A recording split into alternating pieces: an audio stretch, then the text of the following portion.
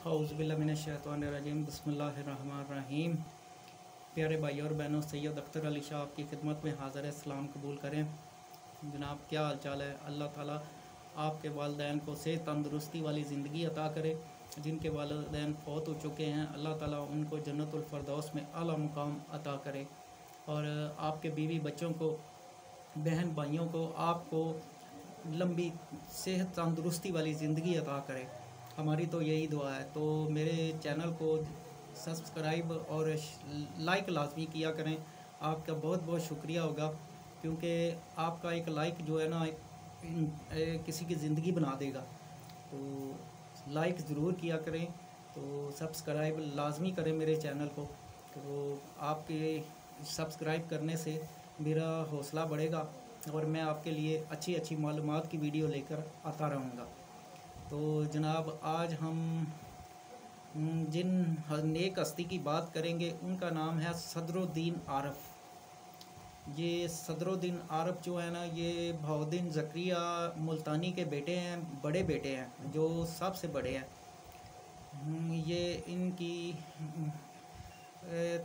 तालीम व तरबियत जो है ना, वो बहाउद्दीन ज़करिया ने खुद की थी। तो बालद की बाद में उन्होंने बालद की गद्दी पर भी इन्होंने ही खुद ही जो है ना गद्दी नशीन हुए थे। तो आप 621 हिजरी मुल्तान में पैदा हुए। आपकी वालदा का नाम बीबी रशीदा बानो था, जो शेख अहमद गौस की बेटी थी। आपकी पैदाइश पर बड़ी खुशी का इजहार किया गया था। आपकी तालीम व तरबियत आपके वालिद की निगरानी में हुई। आपने ज़ाहरी और बातनी इल्म इन्हीं से हासिल किया। आप थोड़े ही अरसे में कामल जो आमल है ना, वो बन गए थे।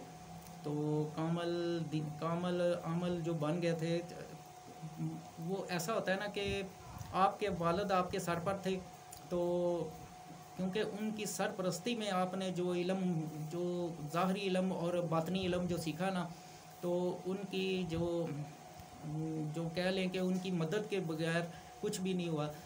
उन्होंने मदद की और उनकी दुआ से आपको जो ज़ाहरी और बातनी जो कशफ है ना, बहुत ज़्यादा और जल्दी मिल गया। तो आप इस तरह आपने सबसे पहले तो कुरान पाक की हिफ़्ज़ किया, फिर ज़ाहरी इल्म से फ़ारग हुए तो आपके वालिद ने आपको बातनी इल्म की तालीम देना शुरू कर दी। थोड़े ही अरसे में आपने वालिद की निगरानी में कामल अबूर हासिल कर लिया, कि जो मिसाल के तौर पे थोड़े जो लोग सालों साल करते हैं, आपने थोड़े ही अरसे में जो है ना वो अबूर हासिल कर लिया। और मेहनत तो आपने, लोग जो करते हैं वो उनकी साल की मेहनत होती है। आपने चंद ही अरसे, थोड़े ही अरसे में आपने ये अबूर हासिल किया। आपको आरफ क्यों कहा जाता है? जब आप कुरान पाक की तिलावत करते थे तो आप पर बातनी राज खुलना शुरू हो जाते थे, इसलिए आपको आरफ कहा जाने लगा। फिर यही लक़ब जो है ना, वो आपकी पहचान बन गया। हज़रत बहाउद्दीन ज़करिया ने सन 661 हिजरी में वफ़ात पाई और सदरुद्दीन आरफ की उम्र उस वक़्त 40 बरस थी।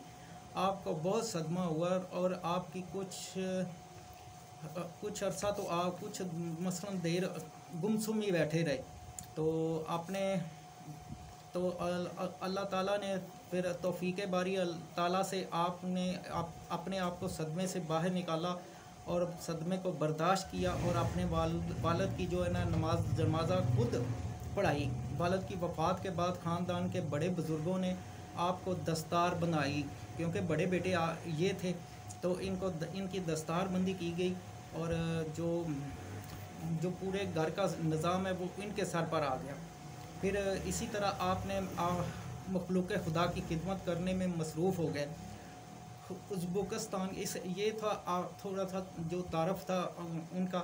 तो उज़्बेकिस्तान की जो शहज़ादी थी ना, शहज़ादी रास्ती बीबी, वो हुस्न जमाल में इतनी मशहूर थी कि दूर दूर के शहज़ादे उनके हुस्न जमाल पर फ़िदा थे। मगर वो शहज़ादी जो थी ना, वो इतना कशफ हासिल कर चुकी थी कि वो कह लें कि बातनी क़ुव्वत उसके पास बहुत ज़्यादा थी। वो दुनियावी जो शहज़ादे हैं ना, उनसे उसका दिल उचाट था। तो वो जो है ना, उसके वालिद भी जो थे वो जो वो भी बहुत जमालुद्दीन जो है ना, सुल्तान जमालुद्दीन, वो भी बहुत बड़े बुज़ुर्ग थे। तो वो भी अपनी बेटी को जानते थे कि ये ऐसे किसी से शादी नहीं करेगी। तो वो इसी तरह वो दरास्ती बीबी जो है ना, हज के लिए जाया करती थी अल्लाह के घर खाना काबा में। तो खाना काबा में तवाफ़ करते करते ना, तो उसकी नज़र एक नौजवान पर पड़ी जिसकी पुश्त से ना शुआएं निकल रही थी। बहुत मसलन के बातनी तौर पर वो भी बहुत भरपूर थे। तो जब तवाफ़ पूरा किया तो रास्ती बीबी ने आपसे आपका नाम दरियाफ़्त किया। आपने कहा जी मेरा नाम सदरुद्दीन आरफ़ है। तो पूछा कि आपकी शादी हो चुकी है? उन्होंने कहा जी नहीं हुई। तो आप रास्ती बीबी ने फिर कहा कि आप कहाँ से तल्लुक़ रखते हैं? आपने कहा जी मुल्तान से। फिर रास्ती बीबी ने कहा जी वो मुल्तान जो बहाउद्दीन ज़करिया का है? उन्होंने कहा जी मैं उन्हीं का बेटा हूँ। तो इस तरह सारा बायोडाटा मिल गया उसको। तो वो वापस गई अपने बाप के पास, सुल्तान जमालुद्दीन के पास गई जब वापस अपने वतन।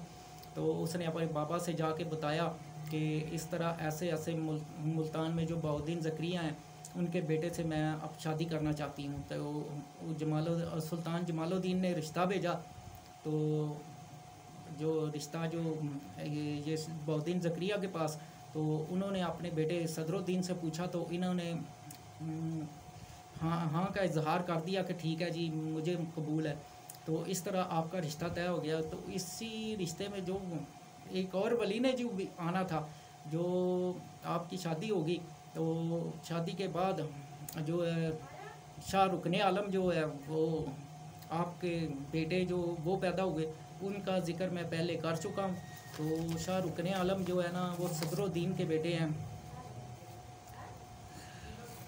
ये आपके बायोडाटा था जो मैं आपके गोश गुजार कर दिया। तो मैं अगर आपको पसंद आया तो मेरे चैनल को शेयर और सब्सक्राइब लाजमी करें। आपका बहुत बहुत शुक्रिया होगा।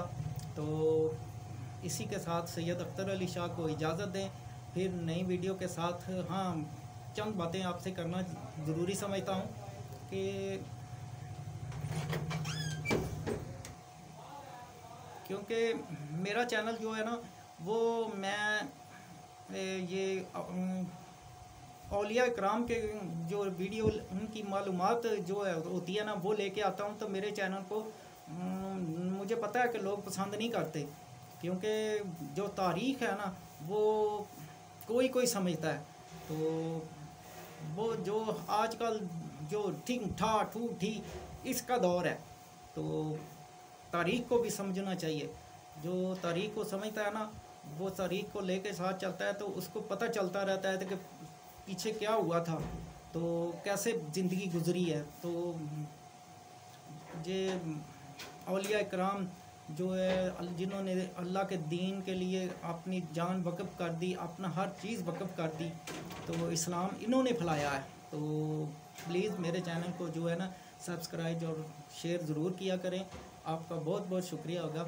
बस इतनी बात कहना चाहता था। तो फिर नई वीडियो के साथ नए बुज़ुर्गान दीन की औलिया कराम की वीडियो के साथ फिर हाज़िर होंगे। तब तक के लिए सैयद अख्तर अली शाह को इजाज़त दें। अल्लाह हाफ़िज़।